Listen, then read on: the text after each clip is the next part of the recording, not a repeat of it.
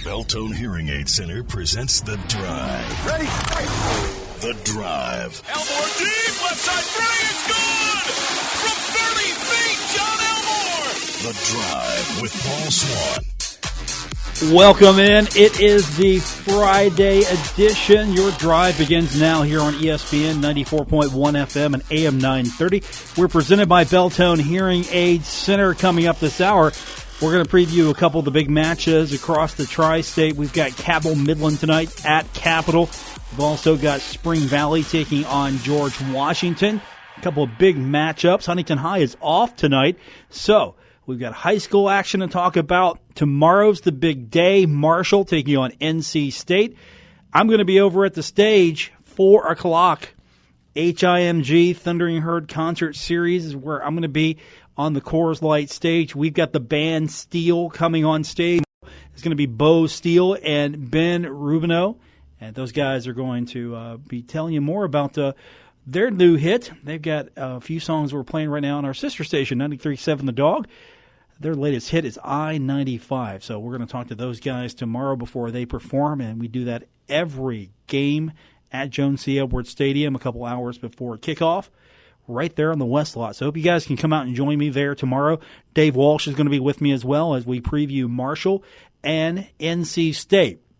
I think we've talked a lot about this one already. I don't think there's too much more that we can try to uncover. We know right now what it's going to be. Can NC State get their running game going? And if so, will Reggie Galsby have a good game? Ryan Finley is going to be a tough quarterback to stop, and you're going to have a couple of wide receivers that are really tough for NC State. I think Kelvin Harmon's going to be their big wide receiver tomorrow. And the other storyline is Isaiah Green. You know, Isaiah's gone up against Miami of Ohio and Eastern Kentucky, not necessarily the biggest names in college football. NC State's going to be the best opponent he will possibly see all year long. Is he ready for a team the likes of NC State? Also, Tyree Brady, what kind of game is he going to have?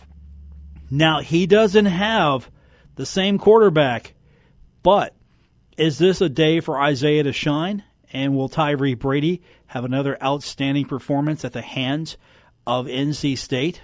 We'll see there. And then Marshall's running game could use a little help as well. I hope to see a bigger performance. Maybe Keon Davis, Tyler King, get some more rushes out of those guys. Again, the running attack for the Thundering Herd right now is at 130.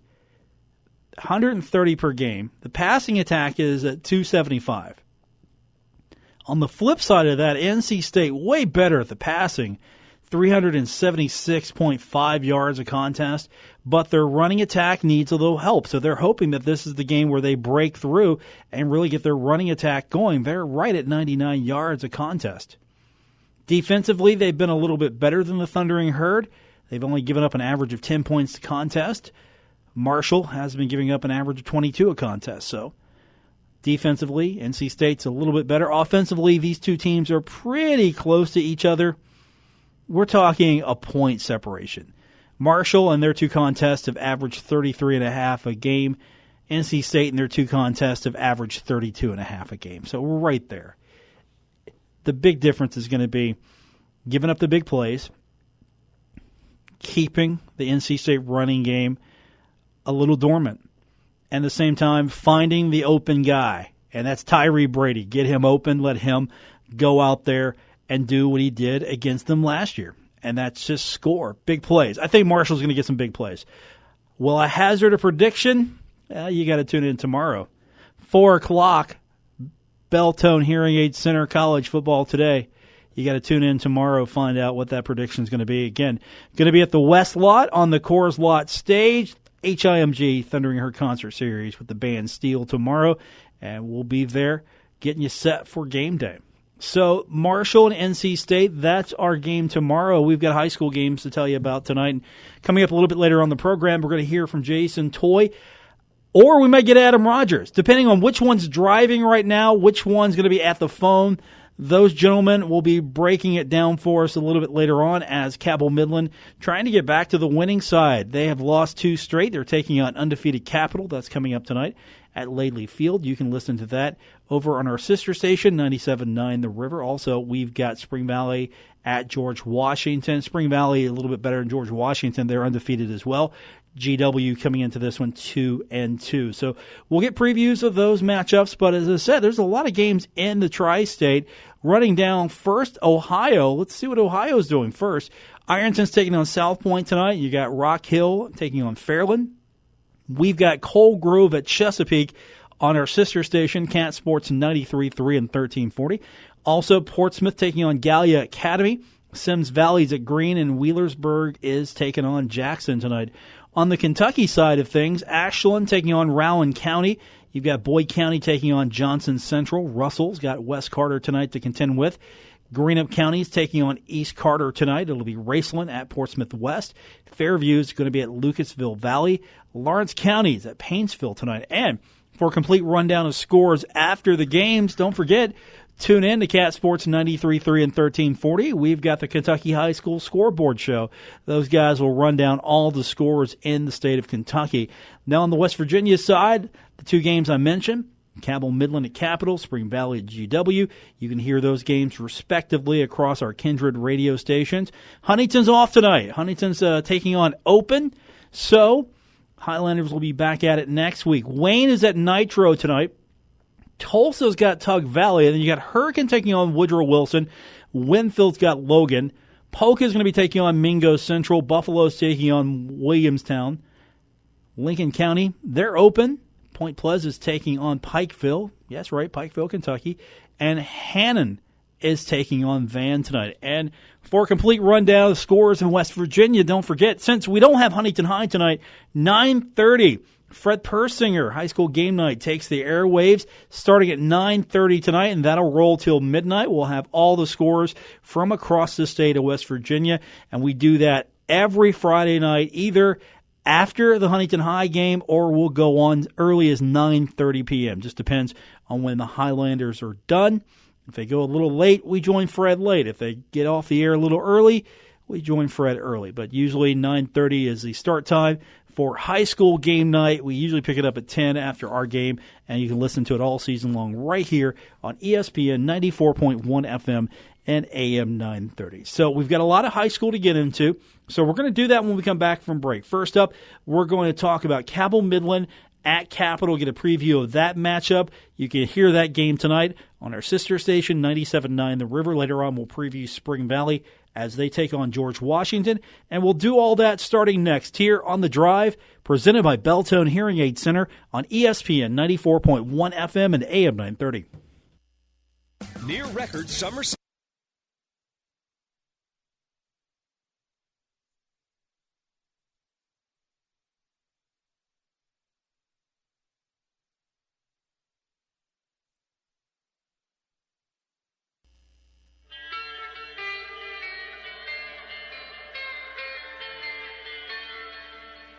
Now, back to The Drive with Paul Swann on ESPN 94.1 FM and AM 930.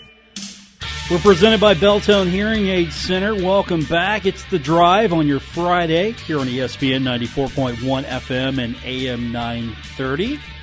Joining me now on the program, he'll have a call of Huntington High's favorite team to watch when they're not playing. That's right, it's Cabell Midland. I'm making that up, Jason, but you know what? You're my favorite guy to listen to when Huntington High's not playing, and they're taking on Capital tonight. And we'll have that game for you on our sister station, 97.9 The River. This should be interesting because the Midland Knights need a win. They have lost 2 in a row. A lot of people thought that Huntington, Cabell Midland, Spring Valley would be rolling over opponents until they met each other.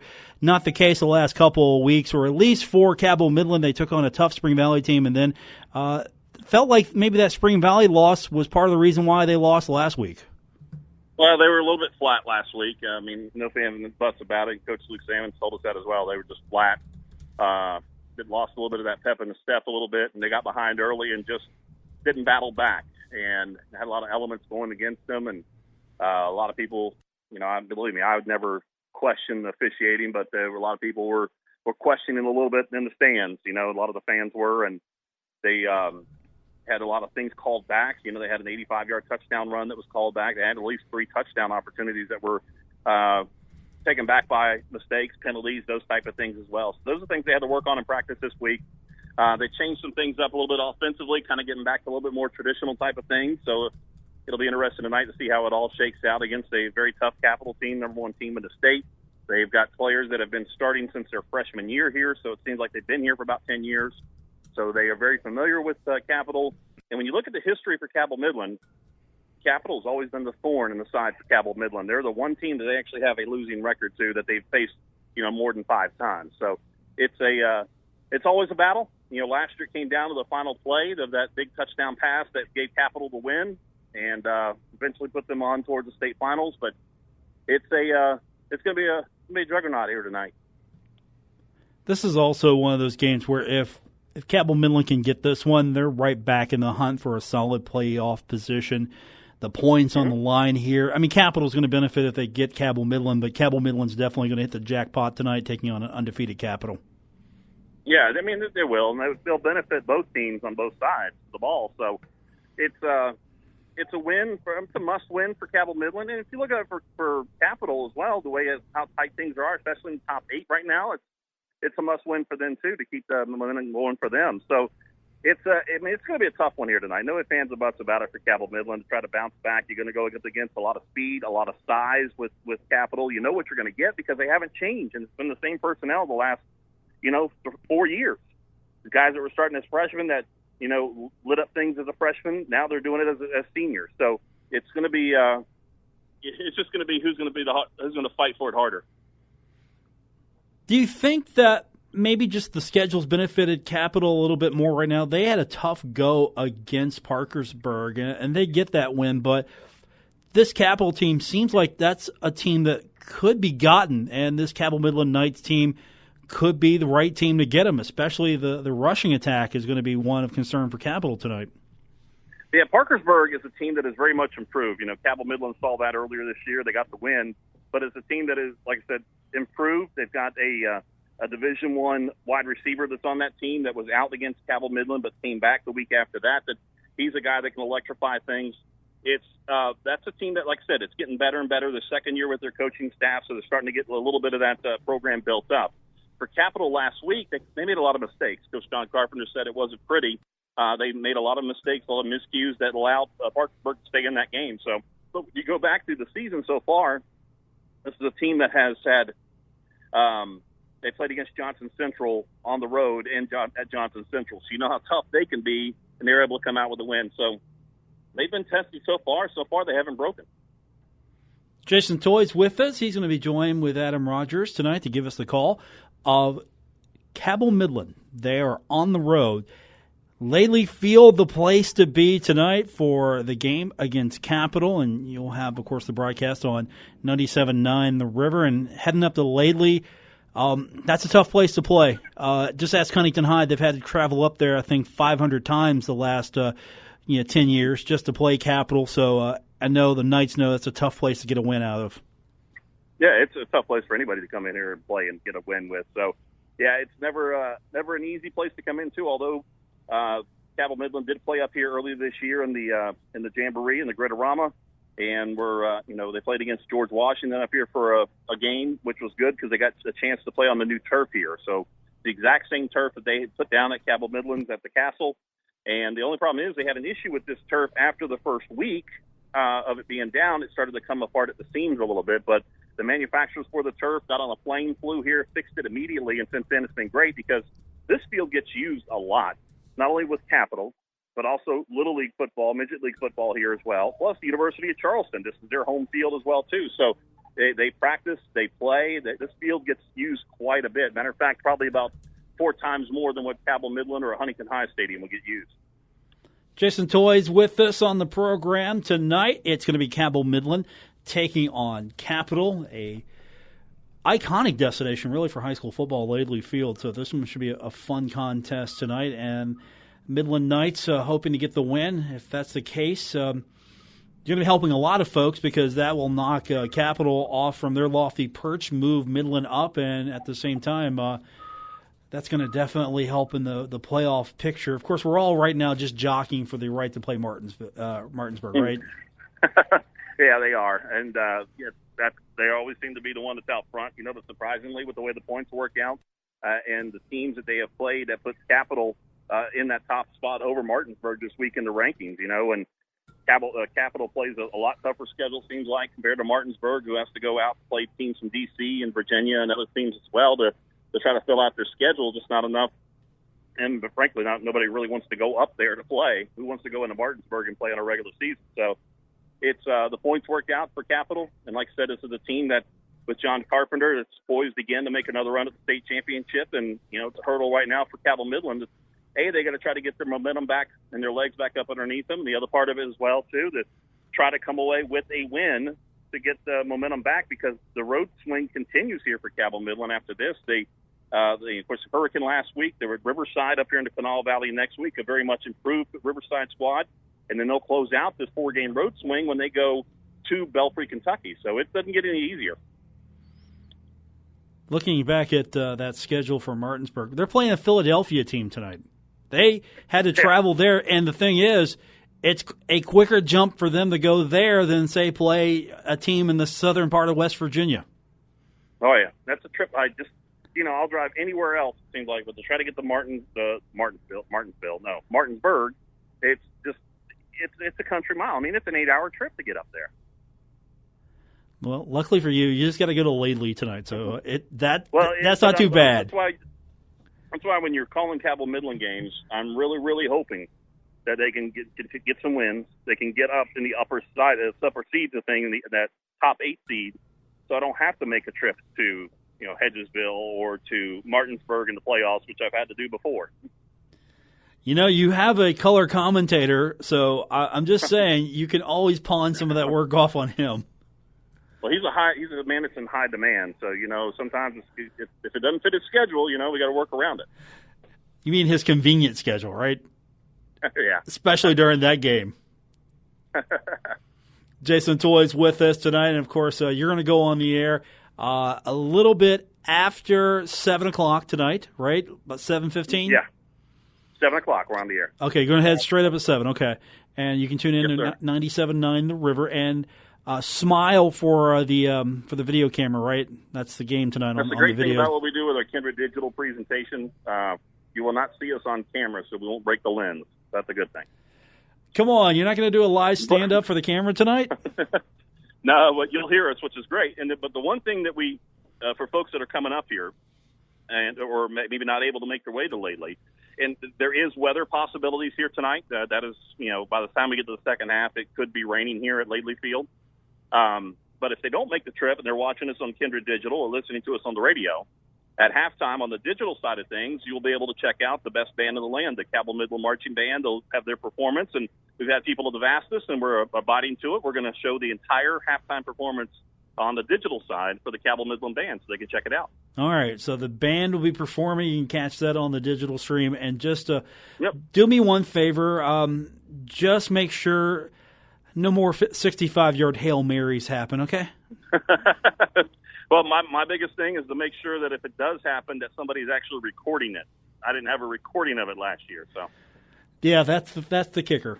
65-yard Hail Mary, no Jason Toy record winner. of it. Yeah, no game. No call of it. Yeah. Well, if there's no call of it, did it happen? Oh, yeah. And it was one of my best calls ever. So. Oh, no.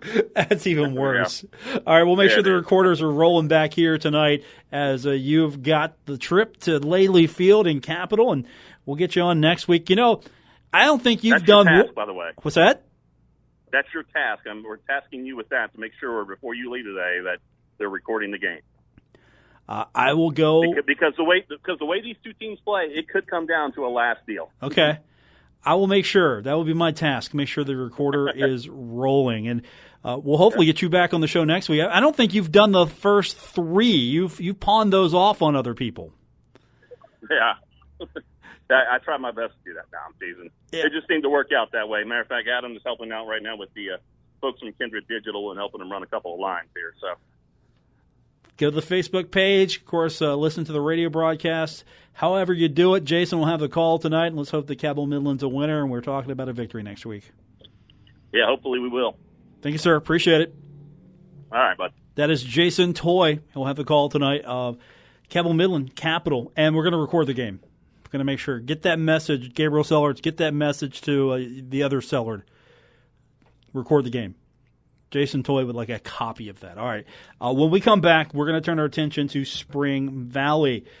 Spring Valley tonight at George Washington at Steve Edwards Field. We'll talk about that with Luke Perry when we continue here. I'm sorry, Matt Perry. When we continue here, it is The Drive, ESPN 94.1 FM and AM 930.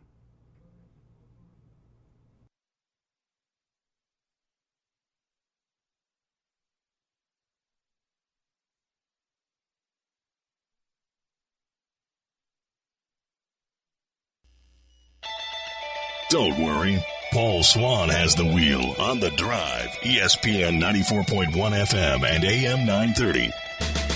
Welcome back. It's the Friday edition. The Drive presented by Belltone Hearing Aid Center on ESPN 94.1 FM and AM 930. And coming up later on, you can hear that on our sister station, 92.7 on 98.5 The Planet. It's going to be Spring Valley at George Washington. The Timberwolves take Washington at Steve Edwards Field, and joining us on the program now, a gentleman who I misidentified briefly as a 90s and early 2000s TV heartthrob, Luke Perry. No, I'm sorry. It is Matt Perry, more accurately enough, closer to his namesake from the TV show Friends. I'm sorry. The bane of my existence, Chandler Bing. You don't have the Luke Perry look. I'm sorry. I mean, devilishly handsome. I beg to differ. Yes. Okay. Well, I see this segment's got off to the right start. It always does again. You know, if this was like Thursday, Wednesday, Tuesday, we'd take this a little bit more seriously. But since it's Friday, we're having fun. That's sort of the mantra here. That's sort of Mondays and Fridays are kind of fun. Every other day of the week, we try to take this a little bit more seriously. So, Spring Valley, they're 4-0. That's not terrible. No, a big win last week. Traveling to South Charleston, did not start off well for the Timberwolves. Turned the ball over 2 times in the first half, 3 times overall. Led to 2 South Charleston touchdowns, but eventually they gained their composure and took care of business against the Black Eagles. This week, Timberwolves are going to be taking on a George Washington team that is 2-2. So what do you see out of this George Washington squad that might give Spring Valley fits? Well, they scored 70 points last week. I don't care who the opponent is. It was St. Albans, but George Washington won, I believe, it was either 68 or 69-0.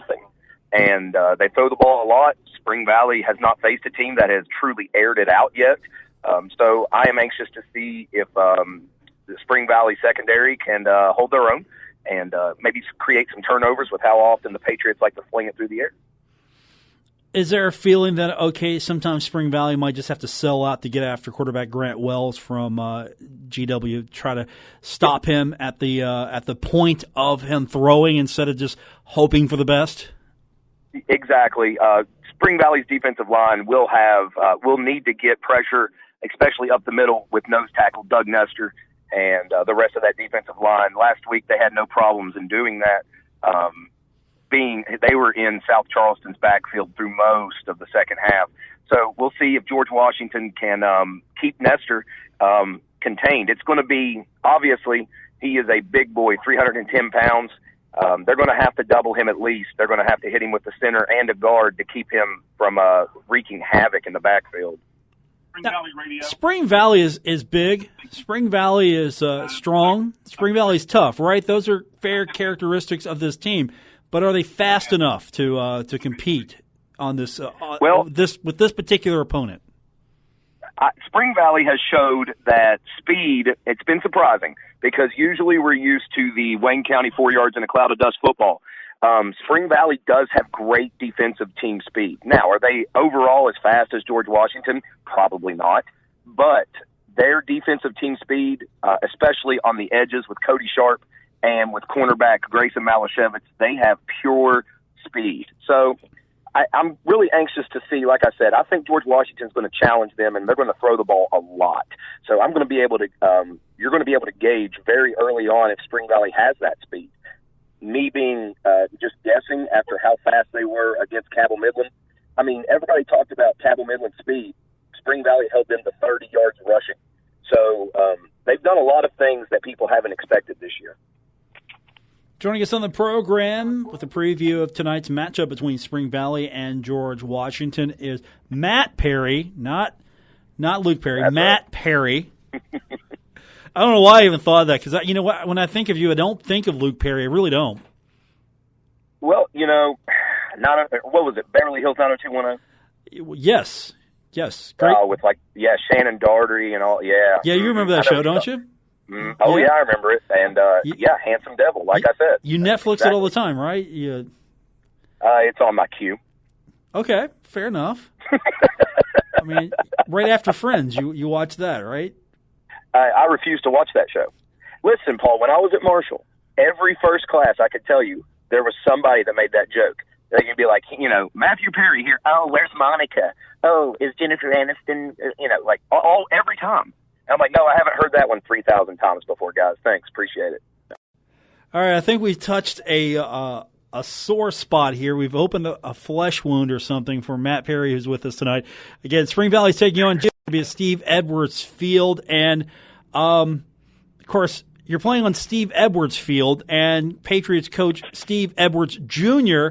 Was pretty kind in his remarks, said that good luck trying to come up with a game plan to kind of keep Spring Valley from getting at least 6 or 7 yards with their running game tonight. Is that going to be the focus for Spring Valley, you think? Just go ahead and pound it? Last week, Paul, they had 9 different ball carriers. There was 2 running backs that got sick in the first half, 2 starting running backs, and then they didn't miss a beat. Luke Christopher, probably 3rd on the depth chart at running back, scored 2 touchdowns, his first ever 2-touchdown performance as a varsity letterman. Sophomore Cole Diamond came in and ran for 40 yards and was inches away from his first ever varsity touchdown. They had a freshman running the ball. They didn't miss a beat. They absolutely dominated the line of scrimmage, as they usually do, and just really controlled the pace after South Charleston's haymakers in the first half. Now, I give a lot of credit to South Charleston. You talk about game plan. 2 onside kicks right off the bat, 2 strip and recover fumbles right off the bat, and they came out swinging. But Spring Valley showed their resolve and kept their head.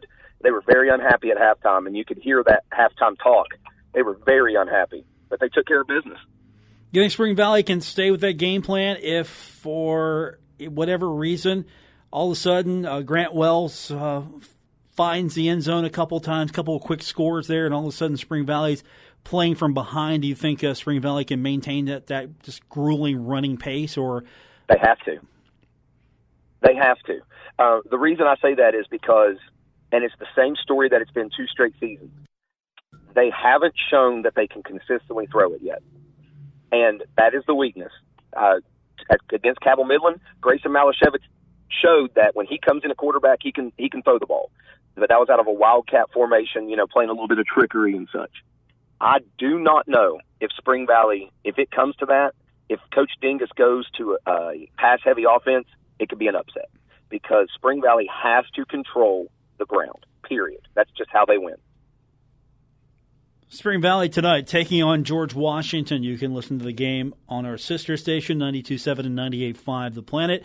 Spring Valley 4-0 taking on a 2-2 GW squad, featuring probably one of the best quarterbacks in the state of West Virginia. He's leading the Mountain State Athletic Conference for sure in passing. Over 1,000 yards, has 11 touchdowns, and he's committed to go to Marshall, so a lot of eyes on him, but he's definitely their main weapon tonight, and Spring Valley's going to have to try to counter that by either stopping him or just, that's it. I got nothing else for you. Stopping him. He's the key. They have to stop him, and you brought up a great point earlier. It's going to be interior in the interior line. Is going to have to get pressure consistently. If he has a pocket, it does not matter how good your defensive backs are. He will find the open man. Did you get that cinnamon ice cream taco we talked about? Not yet. I thought I was waiting for you to come down to Cerritos so I could buy you one. I never got the invite. Sorry. Anytime you're in Cerritos, you just hit up that cell phone. I can be there. I can be there anytime. Okay. I welcome eating crow and having a cinnamon taco with you. I welcome it. We'll do it next week. I'm excited. We'll do it next week. I'm in. Okay. It's going to happen. I mean, especially since you're buying. I mean, you do know we're going to have to take selfies with this cinnamon taco, and it has to be all over the social media, though, right? What is it with you and Facebook? I love Facebook. Apparently. What is it with you? Well, that's how I found out that I was wrong about the cinnamon taco, Paul. I told you were wrong. That's all you needed to know. I told you were wrong. While you are my favorite sports talk radio announcer, I could not take that I did not know everything there is to know about Austin. That kind of like took my residency card from the Cerritos Canova area and put it in question. I mean, I didn't call your manhood out. I said you were wrong about one piece of ice cream. Gosh. I didn't say you called it. I said I was having an identity crisis. Apparently. It was me. All right. It was me. Okay.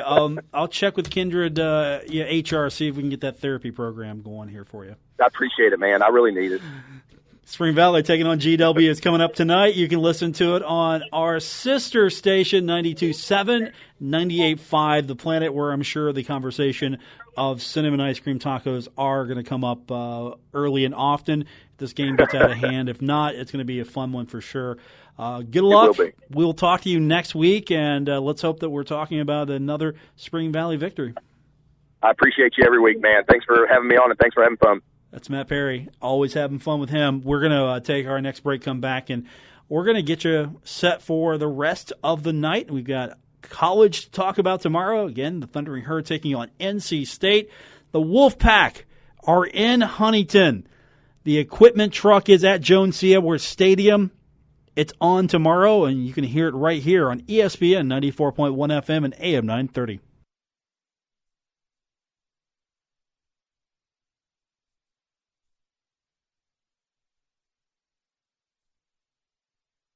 ESPN 94.1 FM and AM 930. It's the Friday edition. High school football across the tri-state. College football tomorrow. The Bengals are in action against Carolina on Sunday. You can listen to that game right here on ESPN 94.1 FM and AM 930. And last night, I witnessed something I hadn't seen in a long time. I saw hope. I saw hope as the Cleveland Browns beat the Jets. Now, I'm not saying that's a major accomplishment in itself. We're talking the Jets. The Jets seem to forget to play defense in the second half. Plus, he did well. I'm not jumping on the bandwagon like everyone else is. I'm not going to do that just yet. But, yes, Baker Mayfield did have a good performance. And more importantly, marketers everywhere were taking notes as the free Bud Light became available to those lucky Cleveland fans who were anxiously awaiting the opening of the win locker. It was kind of fun watching that stuff on that night because it wasn't the barkeep or whatever. It wasn't a guy with a key like, okay, let's unlock this thing. Nope. Chains came down automatically. They were connected to the Wi-Fi. So chains come off and let the good times roll. Cleveland Browns have got a football win. So they're 1-1. By the way, Baltimore has one more win than the Steelers. Cleveland has one more win than the Steelers. The Bengals have two more wins than the Steelers, and the Steelers are 0-1-1. No wins, one loss, one tie. The Browns have a win. The Browns have everything. They've got it all. They got a win, loss, and a tie. They got one of each. So hats off to the Browns fans. You're a lovable bunch of losers. You've got to win. Let's hope you guys can make mediocrity. Besides, it was the Jets. I think Cleveland's got a good shot at being respectable this year. Their schedule's favorable for them. And I'm not saying Baker Mayfield's the second coming because, after all, this is Cleveland. This is where quarterbacks go to die. But with that said, The Browns are winners once again. Now the Thundering Herd are trying to stay undefeated, taking on NC State. Coming up tomorrow, we're going to go on the air at 4 o'clock. That's right, 4 o'clock with Beltone Hearing Aid Center College Football Today. I'm going to be broadcasting live along with Dave Walsh on the Coors Light stage. HIMG Thundering Herd Concert Series will feature the band Steel. They've got an album out right now. Their new album is Moon in a Mason Jar. Check that out online. And, of course, those guys are going to be in performance tomorrow, getting you ready for kickoff. And it's going to be I think, an emotional day tomorrow because you got NC State coming in, and then you're going to have Reggie Oliver Day. So it's Reggie Oliver Day tomorrow. And there's going to be a tribute to him about 6:54 tomorrow. So get in the stadium early because you don't want to miss this. It's going to be a nice tribute to Reggie Oliver. He meant a lot to Marshall football. He definitely was an ambassador for Marshall football during and after. And he's going to be definitely someone we're going to miss for a long time to come. And it's going to be Reggie Oliver Day tomorrow. So the tribute will begin with the pregame at 6:54 tomorrow. So get in the stadium. Get off the west lot. Get to your seat. Be in the stadium for that. It's going to be a good crowd for sure. I'm not sure if sellout is happening just yet. Maybe there's going to be a good walk-up tomorrow. I'd like to see close to a sellout. I hate to think that we can't see a sellout for this game. There should be a sellout for this. Good ACC opponent coming in. You're going to see one of the best quarterbacks you've seen all year long with Ryan Finley. The guy is just going to be throwing it lights out. Marshall's got a chance in this game, though. I really think Marshall's key here is weather the storm. Let the passing attack be what it is. Try not to get burned by it. But keep the guy off the field. Keep Ryan Finley off the field. Grind up the yards. I mean, it's going to be tempting to go to Tyree Brady a lot. But this is where I'm going to start featuring my running attack a little bit more. I'm going to try to keep the defense on the field as much as I can for NC State. Churn up some yards. See where I'm going with this here. See if I can get some good production out of my running game. And find Tyree for a big one. But he might not be the guy I get to because he might be double covered. They might be looking at him like we're not going to have this guy running all over us again with those receptions. Obi Obialo, I'm looking at him. I'm going to be spreading it out a little bit more and keep the pressure off Isaiah Green. That's going to be the O-line's job. Keep the pressure off Isaiah Green. That's it. That's what you need to do. So you get to those keys, I think you got a chance here. If NC State starts lighting it up, this is going to be a basketball game. This guy is accurate. This guy is down. And he might take a deep shot now and then. We'll see what that secondary can do against him. But if Finley can get a big play now and then, if he gets deep a little bit, it might make Marshall's day a lot longer. And this is the guy who could probably do it. This is one of the most accurate quarterbacks I've ever seen come into Jones C. Edwards. Ranks 8th in the country, 367.5 passing yards per game. 6th in the nation with a 71 completion percentage. That's right, 71.0 is his completion percentage. And he's 8th in passing yards.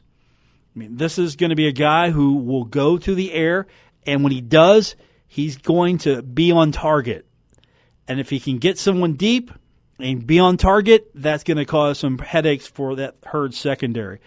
But just looking at this game, the strengths here are Marshall's probably going to be a better running game.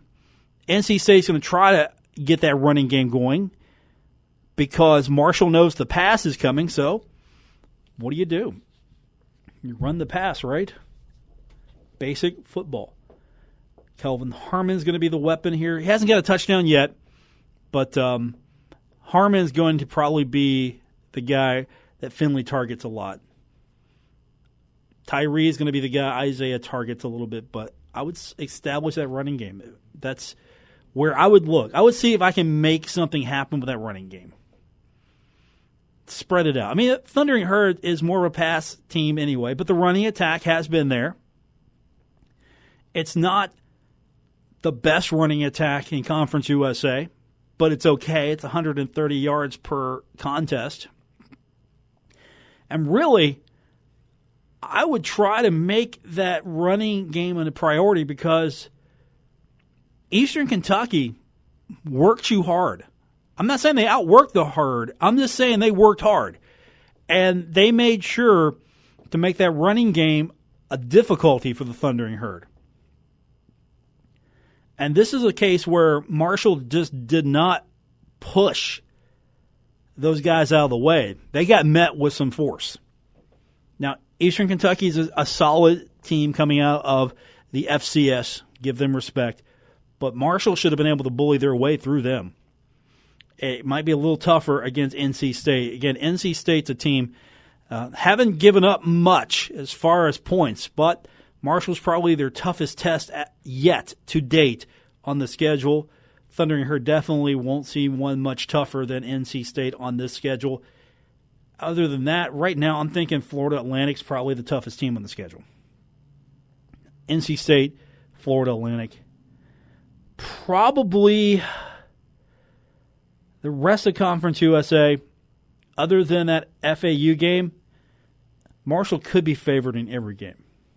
Get past NC State, make the trek to Western Kentucky, get the win, start rolling. And that's going to do it for this edition of the program here on ESPN 94.1 FM and AM 930. I want to thank our producer tonight, Mr. Gabriel Sellards. I'm Paul Swann. We're going to be back on Saturday, 4 p.m. for Beltone Hearing Aid Center College Football Today.